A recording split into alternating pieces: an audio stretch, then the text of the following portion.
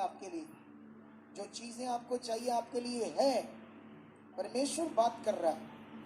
उसने ऐसे कहा, मैं मसीह यीशु में तुम्हारी हर एक घटी को क्या करूंगा, पूरा करूंगा। परमेश्वर ने ये बात की कि मैं तुम्हारी हर एक घटी को मसीह यीशु में पूरा करूंगा, तो मतलब उसमें अच्छा परमेश्वर तुम्हें चंगा करेगा और पैसों में तुम्हें गरीब रखेगा, क्या ऐसा है? तुम हमेशा गरीब गरीब परेशान रहो? बिल्कुल भी नहीं। वो तुम्हें गरीब भी नहीं रहने देगा, सचमुच। क्योंकि वो उसने दुनिया रची है, सब कुछ उसने बनाया। सोना उसने बनाया, पेट्रोल उसने बनाया, डीजल उसने बनाया, लोहा चांदी पीतल और हीरे, सब कुछ किसने बनाया? तो ये कीमती चीजें हैं या नहीं? तो वो सब कुछ कर सकता है, वो पावरफुल है। लेकिन इससे पहले तुम्हारा पहले तो जो सेवक का मन अगर पैसे पर आ गया, अगर उसके अंदर पैसे का लालच है, ऑब्वियसली जिस मिनिस्ट्री में तेल बेचा जाता है, पानी बेचा जाता है, कपड़े बेचे जाते हैं, मटेरियल बेचा जाता है और प्रार्थना के पैसे लिए जाते हैं, तो वो कैसा मन है अगुए का? लालची है या नहीं? बोलो, पक्का लालची है। उसको लालच है बड़ा पैसे का। देखो, हमारे पास परमेश्वर जितना हमें चाहिए देता जा रहा है, कैसे भी करके हमारे काम होते जा रहे हैं। चाहिए तो हमें बड़ा, लेकिन एकदम से परमेश्वर नहीं देगा, मुझे पता है, क्योंकि वो हमारी पेशेंस को भी देखता है, हमारे दिल को भी देखता है वो, ठीक है। लेकिन अगर कोई मटेरियल बेचकर ऐसी चीजें करता तो उसको यूज करेगा क्या? नहीं करेगा? आप बताओ, शैतान यूज करेगा या नहीं करेगा? 100% उसे करेगा। और ऐसी जगह पर शैतान लोगों को ज्यादा लेकर जाएगा, कहानी नहीं बोल रहा, क्योंकि वहां पर इतनी बुरी हालत होगी उन लोगों की। कुछ काम होंगे लेकिन अगले समय में तूड़ी जैसे उड़ाएगा शैतान। हालात और बढ़ जाएंगे, बीमारियां और बढ़ जाएंगी, मुश्किलात और बढ़ जाएंगे, और फिर भी शैतान उनको बुद्धि बंद कर वहीं ठोक कर रखेगा, मरो इधर, इधर उधर हिलने भी नहीं देगा। ऐसी नेगेटिविटी है जो काम करती है। लेकिन मैं तुम्हें बताना चाहता हूं, ये विषय क्यों समझना जरूरी है, क्योंकि अभी इस दुनिया में परमेश्वर ने तो अपना वचन दे दिया, और उस वचन को मानना और प्रचार करना पूरी दुनिया के लिए एक समान चाहिए, है ना? बोलो, जो परमेश्वर ने अपना वचन दे दिया, हमारे जो फेथ का पॉइंट दे दिया, हमारे लिए सब कुछ परमेश्वर ने अपने वर्ड ऑफ गॉड के द्वारा बता दिया, वो पूरी दुनिया के लिए एक जैसा होना चाहिए या अलग अलग? बोलो। जैसे मान लो इसमें एक अभिषेक शब्द है, तुम में से लोगों को पता है अभिषेक किसको कहते हैं? पता ही नहीं। एक माइक लो इस बैंड से, एक ने हाथ खड़ा किया है, बाकी लोग अगर भूल गए तो मुश्किलात हो जाएगी, कभी नहीं भूलना। हाँ, अभिषेक किसको कहते हैं? जय मसीह पापा जी। जय मसीह की। नियुक्तिकरण, किसी को अपॉइंट करना। हालेलुया। अभिषेक का मतलब सिर्फ ये है, दुनिया का जड़ा मर्जी अगुआ ले आओ, चैलेंज करता हूं, मेरे साथ बैठ जाओ। अगर किसी को डाउट है कि मैं अभिषेक के बारे में बात ऐसे करता हूं और दूसरे तो रोज रोज कहते हैं अभिषेक मांगो, अभिषेक तुम्हारे ऊपर आ रहा है, आ रहा है, आ रहा है।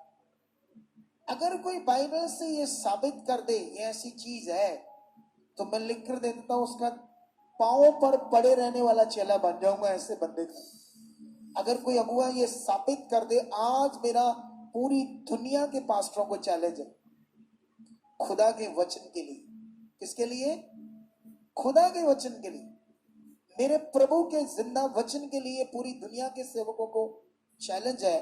अगर ये कोई साबित कर दे कि अभिषेक नाम की चीज को मांगा जाता है और अभिषेक नाम की चीज को मटेरियल के अंदर डाला जाता है, अगर कोई ये साबित कर दे, ऐसी कोई चीज नहीं, लेकिन लोगों को इससे कोई मतलब नहीं, क्योंकि ऐसे कामों से शैतान लोगों की बुद्धि क्या कर देता है, बस इधर मेरे पास आते हैं लोग ऐसी मनुष्यों से जो सोचते हैं वो इतनी बड़ी, ऐसा है, वहां ऐसे कर देते, ऐसा हो जाता है, मर रहे हैं वो लोग, इतने परेशान है, इतने दुखी है, इतने हालात है।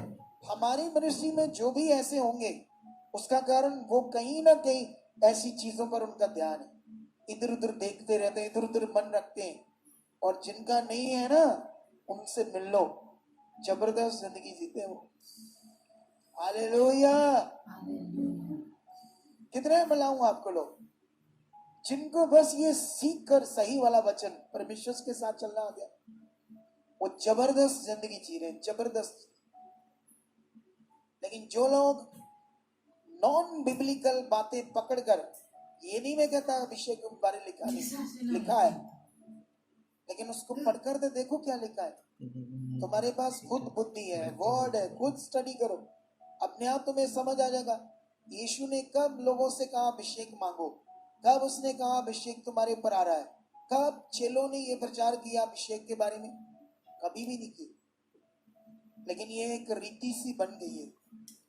लेकिन इधर ध्यान दो, अभिषेक शब्द का अर्थ था मसा करना, अपॉइंट करना, नियुक्त करना। ये तो बिब्लिकल है अभिषेक, लेकिन महाअभिषेक का मतलब ये क्या है बिब्लिकल? ये शब्द बाइबल में तुम्हें मिलता है? नहीं मिलता ना। लेकिन ये शब्द कि तुम्हारे लिए महाअभिषेक है, तुम्हारा छुटकारा, तुम्हारा सब कुछ। सुनो तो ध्यान दो, इस पर क्यों सीखना आप लोगों ने? क्योंकि ऐसी नई नई बातें खड़ी होकर लोगों को भरमाया जाता है, अपने पीछे लगाया जाता है। शुरुआत में खुश खुश काम हो जाएंगे उन लोगों को, सच्ची। लेकिन मेरा जो इतना बड़ा एक्सपीरियंस है खुदा के कलाम का, अगले समय में उनकी जिंदगी को शैतान इतनी बदतर बना देगा तुम सोच भी नहीं सकते, सच्ची। हालेलुया। क्योंकि जो चीज ऐसी है ही नहीं, लोगों को भरमाया जाता है ना कुछ ऐसे शब्द से, जिससे उनके दिमाग में कुछ आए, इधर कुछ खास है, इधर मेरे लिए ज्यादा है। ज्यादा देने वाला खुदा तुम्हारे साथ रहता है हमेशा के लिए। वो ज्यादा है, वो महान है, उसमें बढ़ो, उसमें ध्यान दो, उसकी इच्छा में चलना हमारे लिए सब कुछ है। ना कि किसी की बात बनाकर तुम्हें अट्रैक्ट करवाना, तुम्हें उस बात पर तुम्हारा मन लगवाना। अगर तुमने मन लगाना तो टोटल सुसमाचार पर लगाना। हालेलुया। तुम्हारा पूरा का पूरा विश्वास किस पर होना चाहिए? सुसमाचार के ऊपर। और इसके लिए मैं तुम्हें इन दिनों में कई बातें पढ़ा रहा था, लेकिन मैं तुम्हें गलातियों से एक वचन पढ़ाना चाहता हूं सुसमाचार के ऊपर, ताकि तुम्हें ये बात समझ आ जाए कितना जरूरी है परमेश्वर की ताकत के ऊपर विश्वास करना, उसके किए हुए उद्धार के काम पर विश्वास करना। हालेलुया। तो मैं ये वचन पढ़ूंगा गलातियों का पहला अध्याय 6 से पढ़ते हैं, ठीक है, 9 तक। मुझे आश्चर्य होता है कि जिसने तुम्हें मसीह के अनुग्रह में बुलाया, उससे तुम इतनी जल्दी फिरकर और ही प्रकार के सुसमाचार की ओर झुकने लगे। परंतु वह दूसरा सुसमाचार है ही नहीं। पर बात यह है, कितने ऐसे हैं जो तुम्हें घबरा देते हैं और मसीह के सुसमाचार को बिगाड़ना चाहते हैं। परंतु यदि हम या स्वर्ग से कोई स्वर्गदूत भी उस सुसमाचार को छोड़ जो हमने तुमको सुनाया है, कोई और सुसमाचार सुनाए तो श्रापित है। जैसा हम पहले कह चुके, वैसा ही मैं अब भी फिर कहता हूं कि उस सुसमाचार को छोड़ जिसे तुमने ग्रहण किया है, यदि कोई और सुसमाचार सुनाता है तो श्रापित है। हालेलुया। तुम्हारा उद्धार स्वर्ग में जाने का काम का विषय है सुसमाचार। हालेलुया। जब यीशु मुर्दों में से जिंदा हुआ, चेलों के पास आया तो उसने चेलों को क्या कहा? जाओ पृथ्वी की शोर तक मेरे क्या बनो? गवाह बनो। और कहा, और लोगों को क्या दो? सुसमाचार। पृथ्वी की शोर तक मेरे गवाह बनो, मतलब मैं क्यों आया और मैंने क्या किया। तुमने सारा कुछ देखा अपनी आंखों से। तुम तो यीशु मसीह के साथ नहीं रहे। कौन रहे? 12 चेले। 12 चेलों को यीशु मसीह ने क्यों साथ में रखा था? गवाह बनाने के लिए दुनिया में, क्योंकि वो सारी उन बातों को सीखे समझे जो परमेश्वर ने इस दुनिया के लिए रखा, पूरा किया। और क्या ताकत थी, क्या सामर्थ्य थी, क्या आत्मा था, क्या उद्धार था, क्या छुटकारा था, क्या जीवन था, सब कुछ चेलों के अंदर भरा उसने। इतने साल उनको साथ रखकर, ताकि मैं जब जाऊंगा अपना काम पूरा करके, उसके बाद ये वो काम करेंगे, ये मेरे गवाह बनेंगे। तो चेलों ने कौन सी गवाही दी?